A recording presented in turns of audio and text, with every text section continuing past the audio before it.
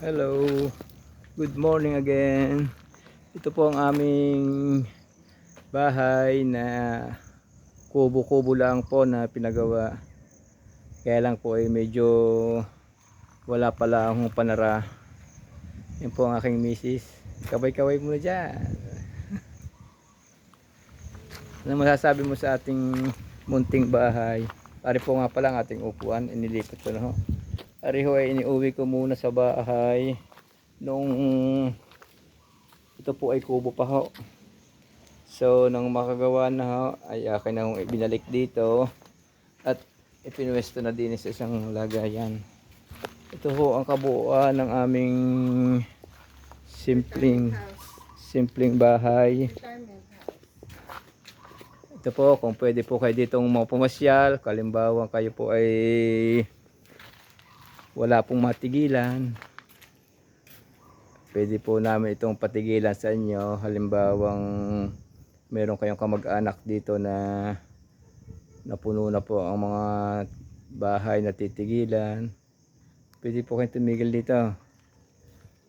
Magkano per day? Depende po yan sa ano ha, kung halimbawang marami ho, edi medyo dagdag daw ho ng kaunti. 2,000. Ito naman po ay tahimik ho dito. Marami ho kaming mga halaman dito. Yan ho. Meron din kaming CR na nadodo sa dulo. Hindi pa lang ayos. Ang tubig naman ho dito may poso na regular na nabubombahan. Malinis na poso. Kaya lang po wala pa kaming tubig na mainom para sa ating mga halimbawa magiging guest. Pero masarap po dito tumigil sa aming kubo. Ano mga makikita dito sa paligid?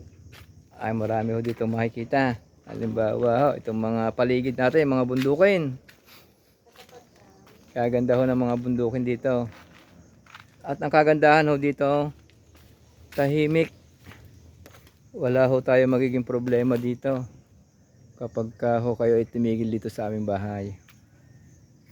Ari ho ang aming pasukan, step.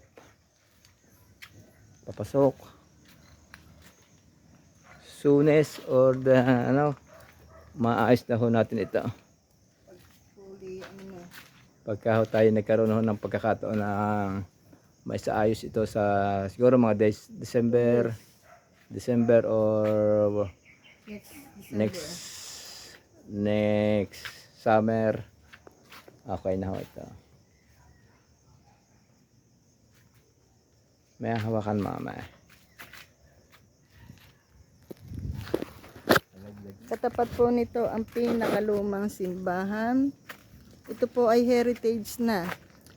15 panahon pa po ng Kastila ito nang itayo. Kailan po napabayaan na. Dapat po kasi ito heritage, pinangangalagaan ng gobyerno. Pero pinabayaan nila. Isa po ito sa magiging attraction po sana kung ito ay nililinis. Kaya lang po, yan, nakakalungkot po. Heritage siya pero madumi. Yan po. Pero kung paililinisin, napakaganda po ng lugar na ito. Kahit po sira na ang simbahan, parang babalik pa rin sa alaala ninyo yung mga nakalipas na dati ay naging lugar ito ng mga Kastila.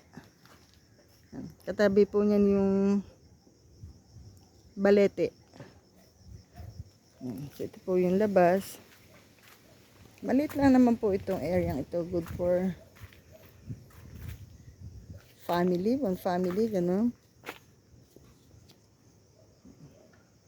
So kung gusto nyo ng yung mga naghahanap ng tahimik, mai-recommend ko po ang itong place na ito.